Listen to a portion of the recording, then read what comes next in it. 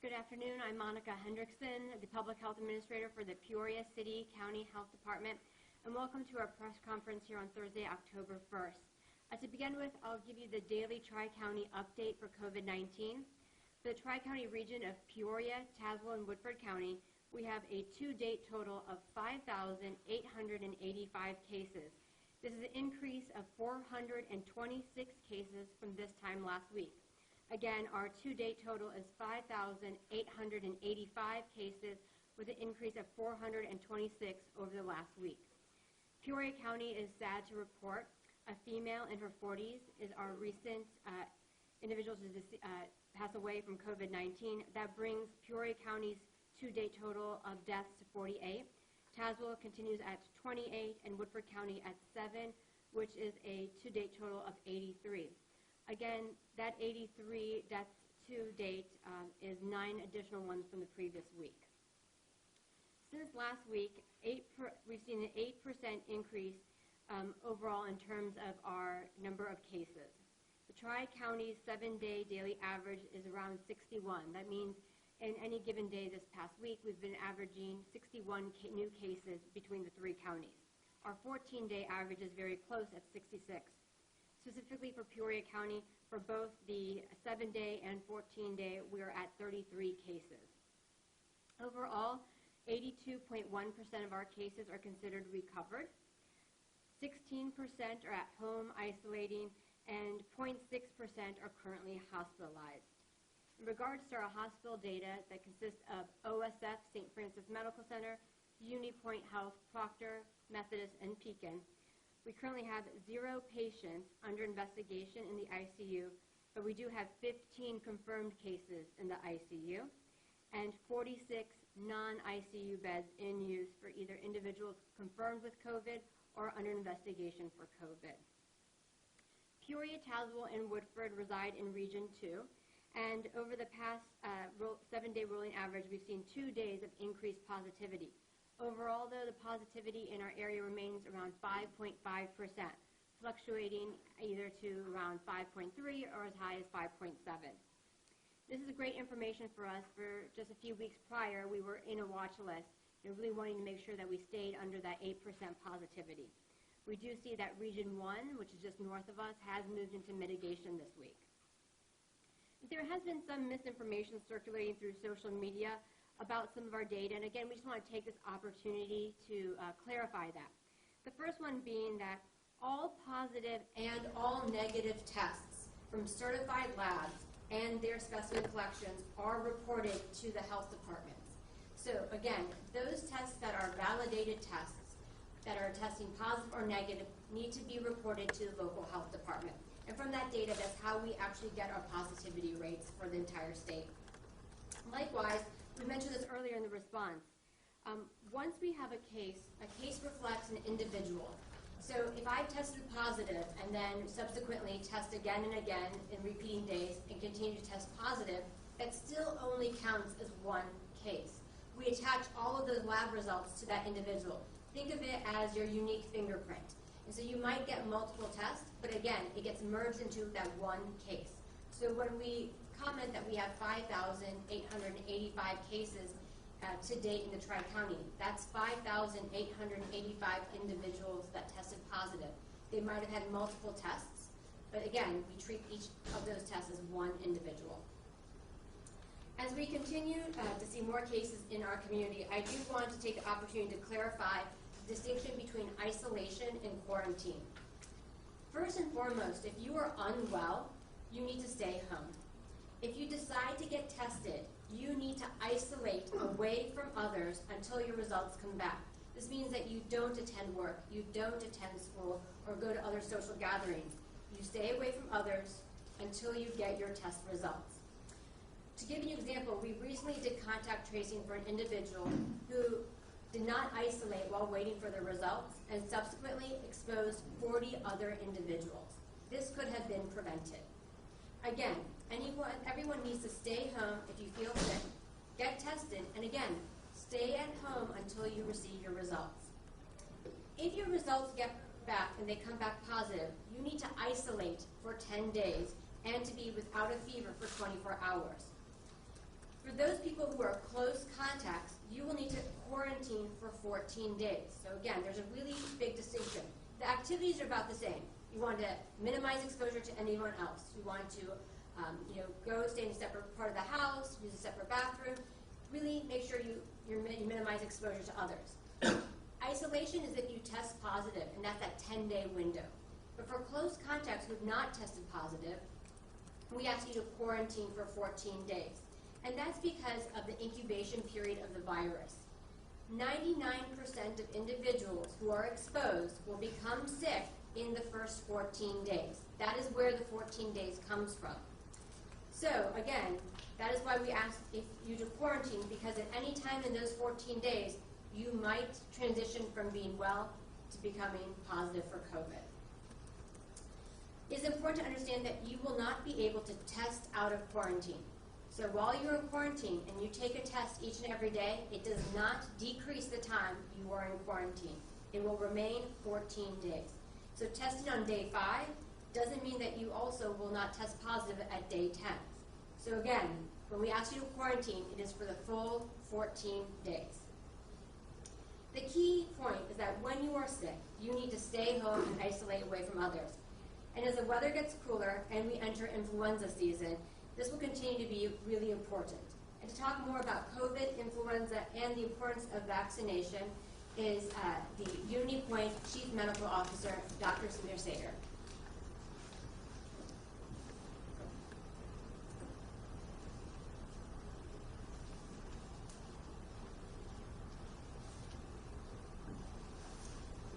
Thank you, Monica. It's really a pleasure to be here again, I think. And the main thing I wanted to say first and foremost was thank you to the community. It's really been a long road from the time we started. We haven't had a chance to really say thank you. Those initial 2 months in which people were really strict regarding the social distancing, or what I'm going to try to call it from now on, physical distancing, allowed the hospitals in the area to prepare and be ready to take care of the COVID patients.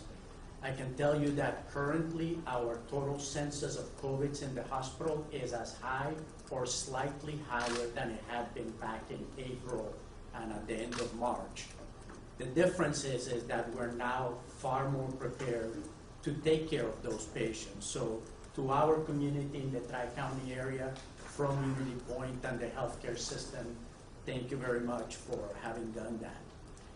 Regarding influenza and respiratory illnesses in general, we're lucky in this area that we don't have any PUIs or people under investigation in the hospital, because we have enough testing capacity to rule people in and out consistently and fairly quickly.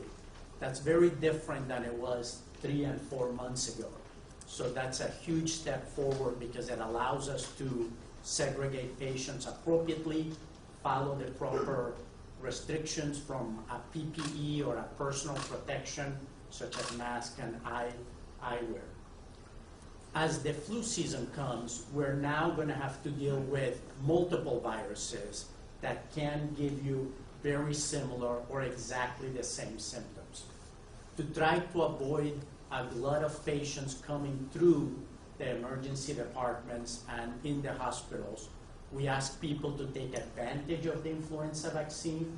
It would reduce the total number of people who come through our emergency departments at both hospitals or all 4 hospitals in our area. And that decrease in volume and amount of testing needed will allow us to care for all the patients that need to be tested for COVID or need hospital services. The less we burden the hospitals, the more we're able to care for people that show up for other reasons.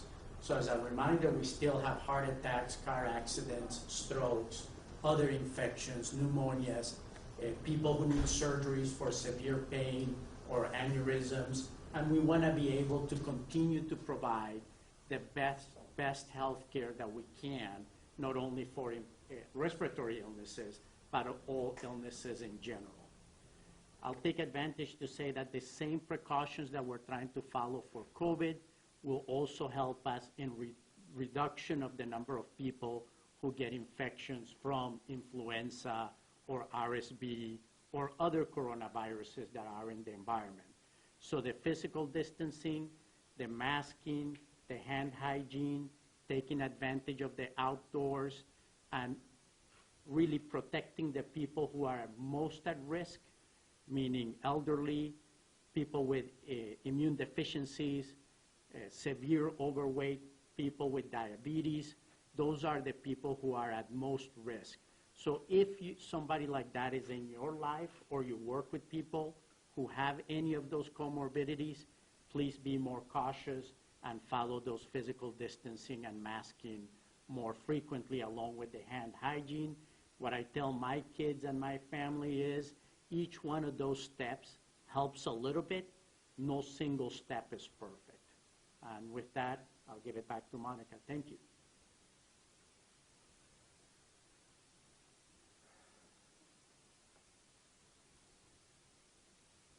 As I mentioned earlier, since this is October 1st, we are gearing up for fall and winter and a lot of our holiday seasons, specifically Halloween. Last week and just today, Illinois Department of Public Health released guidance on small social gatherings and settings as well as Halloween.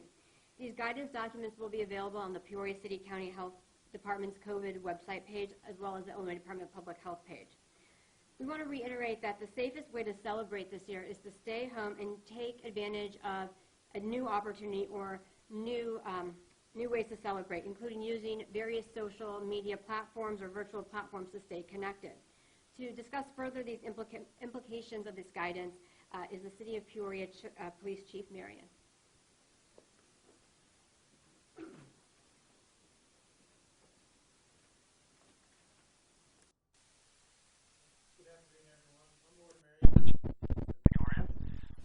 As Monica said, for some people this is their favorite time of year. You know, it's October.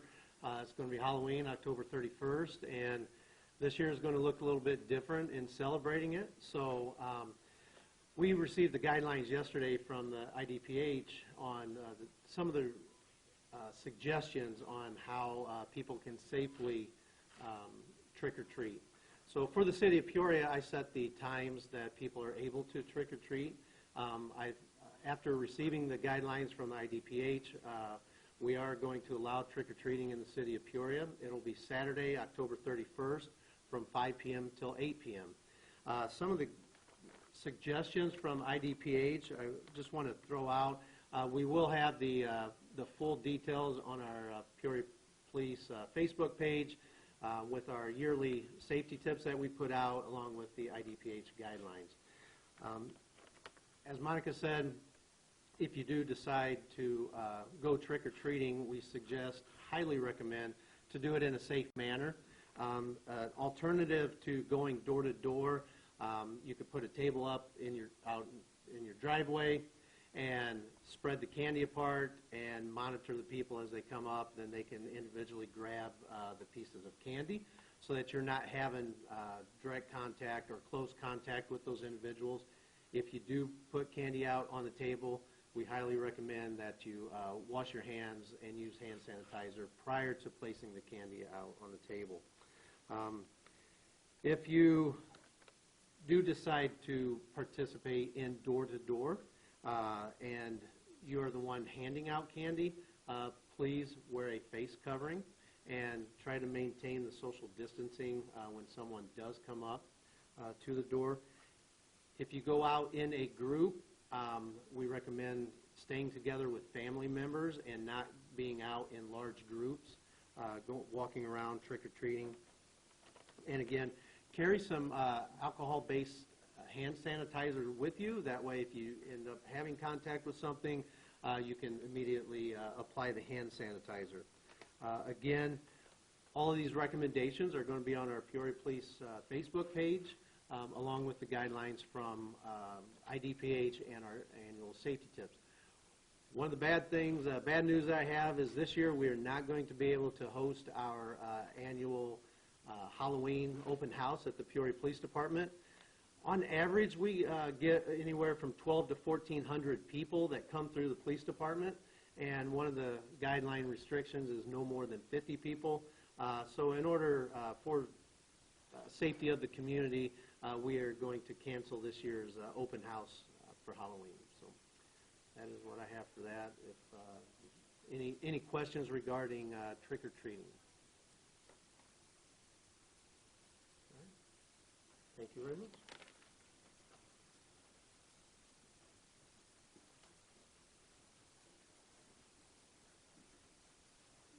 Are there any additional questions? Yeah, Monica, first off, thanks for meeting with us.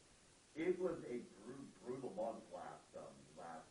We had 32 deaths in the span of 1 month. We had up until as of last night, we had 82.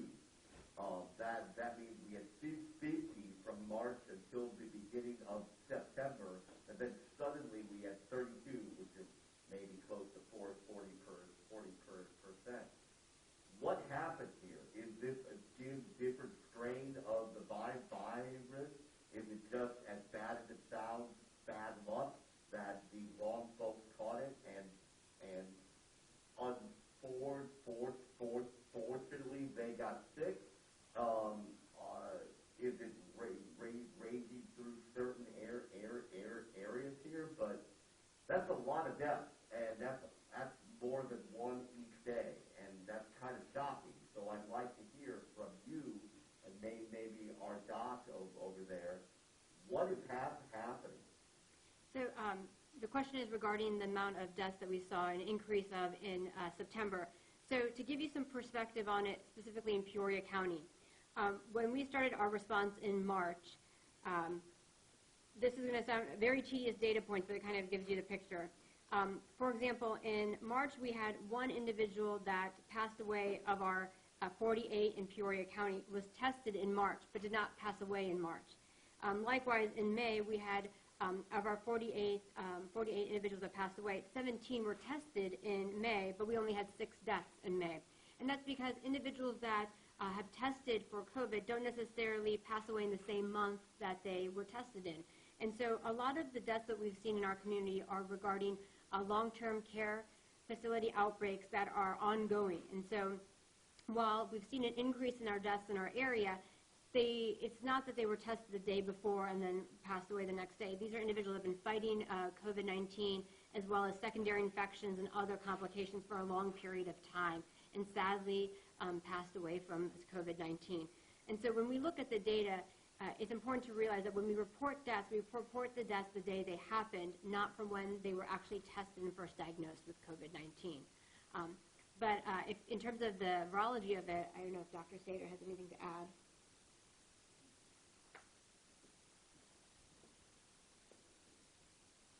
To add what Monica said, there is always at least a 2-week lag between the testing and the potential patient passing away. That is related to the fact that the patients who are in the intensive care unit really ill with COVID last there approximately 9 to 17 days. So the length of time in the ICUs is much longer than the average illness before COVID.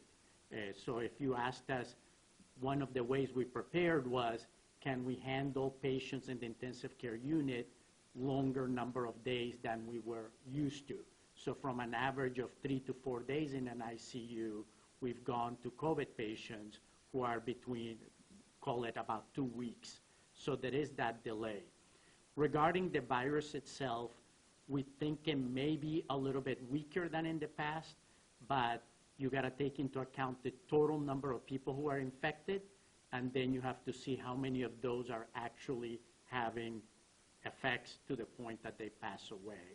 So as our percentage of patients infected went up, then the lag time of 10 to 14 days, that's what you're actually seeing, that we did hit a spike in the total number of infections. From that total number, a certain percentage would pass away. The people at high risk, like Monica described, are the people who are the majority of the fatalities. Doctor, when you say that it may be weaker than the past, are you saying the virus is less virulent than in the past?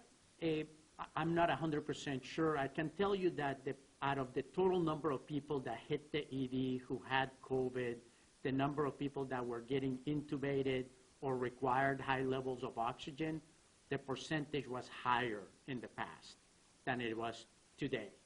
But that could be that we're just able to test more readily, we're identifying more people, so it's hard to really tell. One of the things that may be making a difference is that if you're wearing a mask and you're washing your hands, the amount of virus that we get exposed to is lower, and it may give our immune systems a little bit of a better chance to fight it off successfully, so we're not seeing as sick of patients as we were before.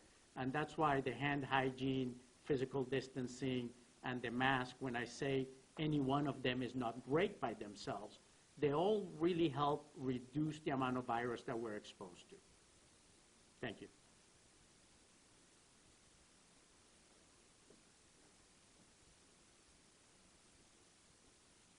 Any other questions? Yeah.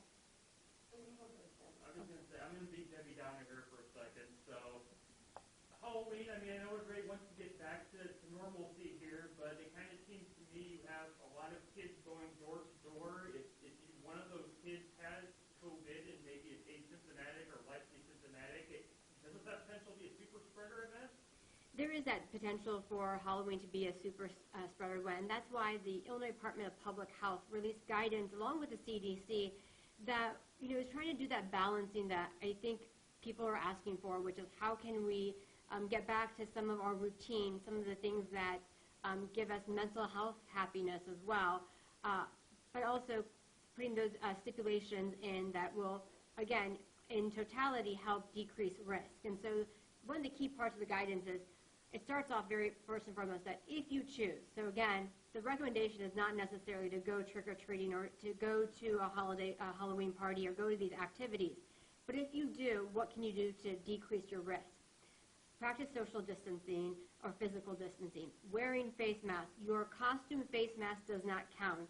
We want you to wear your face coverings correctly. And using that hand hygiene. And to help prevent that super spreader event, is that we want you to make sure if you decide to go trick-or-treating, you trick-or-treat with your household. And when we say household, we literally mean the individuals that live in the same house as you. So a great example would be my own kiddos. They would like to go trick-or-treating with their cousins. Lots of times people think cousins, extended family, that's my household. No, if they don't live in the same address as you, they are not your household. So when we talk about household, we're talking about individuals that reside with you. So again, doing those activities with those individuals will help prevent that kind of super spreader event that we truly hope does not happen. Okay. Since we are coming up on, the cold, the flu, all that nasty stuff coming into the air, a lot of the symptoms are the same. What do you recommend for people as far as, how can someone monitor if it's a regular cold type deal or going straight to COVID? A lot of jobs might not give a lot of sick days for people that take off, not knowing which it might be. So I think the key to recognize, and it's going to be one of the lessons we learn as a community when it comes to COVID, is that when we used to go to work and power through with our Hall's cough drops and our decongestant, that was never a good idea to begin with. And so it's even more so this year. Again, do not do that. Common cold can also have an impact on individuals. Influenza can also have an impact on individuals. So we want to treat them all the same because we should have been treating them all the same. Now, if you do start showing symptoms, and you're exactly right, a lot of the symptoms are similar to COVID. The key is to get tested, and once you get tested, again, isolate until you wait for your results. Dr. Sater made a great point. In Peoria, we have 2 community-based testing sites, the one out at the Civic Center and then Heartland Health Services, along with the fact that if you can call your provider, whether it's OSF or Unity Point, to request testing or get further information. All of those platforms that we have the ability to call, talk to either a nurse triage or even a virtual ClearBot, I believe is the OSF one's term, and you can actually get your symptoms assessed. If they determine it, they can have you go get tested or direct you to maybe a different diagnosis. But the key is that while you might think you might think it's a common cold, you might think it's allergies, the best thing in this time period is don't risk it. You do not know who you are impacting. You do not know what someone is taking home and who they're taking it home to. Be the good neighbor that Peoria is and get yourself isolated, get tested, wait for your results, and then go from there. Any advice for our restaurant owners as we move into the cold months, the fall and the winter months? I know it was a weight lifted off the shoulders of some owners in the summertime because they could do outside dining, which a lot of people seem to because they don't want to go inside. So I'm assuming capacity really wouldn't change, but what else would they do? You think they'll have to just revert back to what we did before, like the curbside service? So I think this is a great opportunity for a lot of our food establishments to look at planning ahead. We're in that transitional time period. There is great guidance on the DCEO website about whether or not you want to utilize tents or what can you convert more additional outdoor space into indoor space, even though those requirements would be different based on literally the size of a tent would make that distinction. But those guidances are out there, along with utilizing increased curbside, different hours, heated vents, all of those. And so I would think if a restaurant is looking to do that type of capacity change, especially in the city of Peoria, to really reach out to community development, looking at permitting issues, and then as well in planning and zoning for county or those local municipalities as well. But I think the best part is to take this opportunity now to prepare. We haven't hit full cold month seasons yet, but if you are looking to expand that, start planning on what those operations are going to look like in the months to come. We have had a lot of new cases. I think you said over 480 or something like that in the past week. We are averaging 61 new cases each day, which means, as you just said, those are people who have tested positive. Why? Are the numbers so high right now when you have been trying to hammer home the point about mask wearing, when you have been trying to hammer home the point of washing your hands? Have you lost the switch? I mean, is that what you're afraid of? That folks are not going to be doing all this stuff because it doesn't seem to be working. So I think I would slightly disagree with that assessment, Andy. And the reason why is because while our numbers are increasing from week to week, the percentage of increase is starting to stabilize in our area. And comparing it to where we saw in March and April, I would say would be an unfair assessment. The virus was just entering our community. Now we have community-wide spread. And so with that, we are still seeing cases grow, but our main control now is to make sure that we are not seeing a high growth rate of this virus in our community. In Peoria County, comparatively, we are in a 7-day period, we're seeing 7% increase. A few weeks ago, we were at 12, 13. One point, we were at 20%. So we're trending in the right direction. So those activities are doing what is important. What does concern me, though, is we're about to lose the beautiful weather of 80 degrees, 70 degrees, and we're about to hit the holiday season where what do people want to do but gather? It's natural. And so what is concerning is that we were going to have people come indoors into smaller, closer, confined spaces with larger groups, and then we're going to see those super spreader events. But rather than being a fraternity party, it's going to be a grandmother's Thanksgiving feast. And so, again, we want to reiterate the fact that we want people to gather. We want you to have that joy of fellowship, but doing it in a way that's protective. So limiting the size of your group, getting your flu vaccine is important, distancing in that space, using a lot of those guidance and ideas that were stipulated in the Illinois Department of Public Health small settings, but making sure that, again, if you are ill, don't go. Stay home, isolate. That's the key. And I think that's what we are concerned about as we enter into the colder weather. But if, okay.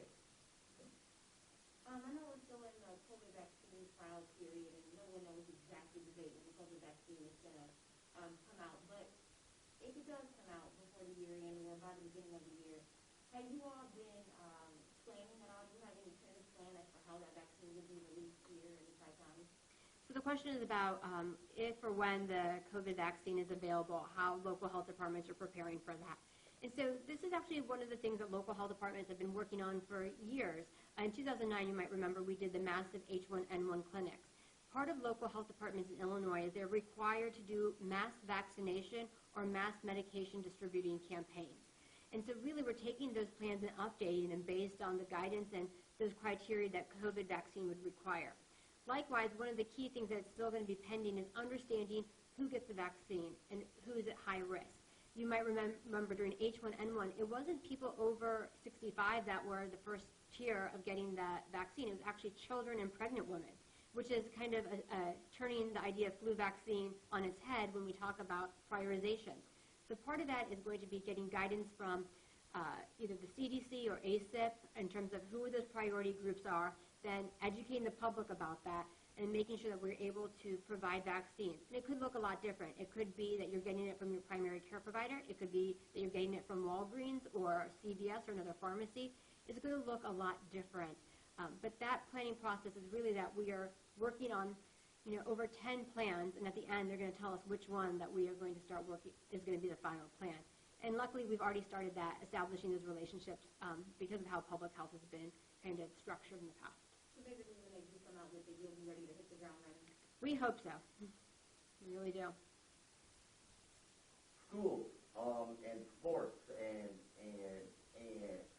stuff. We have had schools now in session for 6 weeks. Many of the schools are meeting at least once or twice each week. Many of them are meeting 5 days a week. I'm sure that you're getting data from all of the schools, and you can tell. So can you tell us, from looking at the schools of the Peoria County or even of the Tri-County area, are you seeing that the numbers are showing that the schools are doing an effective job of stopping the spread of the virus? And could you kind of give us a sense of the positivity rate, if you have it, of the schools, please? So in regards to our schools, they are just, I think, entering almost week 7 for some of them next week here. But overall, the 0 to 9 age range. So we stratify our data here in Peoria County by age ranges. So that's primary school. That really goes up to 4th grade. 5% of all of our cases are from that age range. And I would say that based on contact tracing and following up to see where exposures are happening, it's not happening in the school setting. It's usually close contacts in the after-school activities, or again, close contacts at family gatherings. It goes back to the fact that our schools, when they reopened this fall, they took into a lot of considerations, and their number one goal was the health and safety of their students. And the superintendents that routinely meet with us and discuss it with us, that is their number one goal, and they are going to make sure to enforce any issues and really communicate that clearly with the families, and they've done a fantastic job. They've worked with our staff. They've been providing great information, helping us walk through and understand kind of what is going on in the school setting. But it does come down to that a lot of our cases are coming from out-of-school activities, traveling sports teams, traveling on vacation, a family get-together, where people are not as stringent or following those measurements or mitigations that we talk about, physical distancing, face coverings and masking, and hand hygiene, as they are in the school setting. And so, again, I just want to say kudos to our school districts in our area. They have gone above and beyond and continue to work diligently. It is definitely a new era for them, and they are very much meeting the challenges.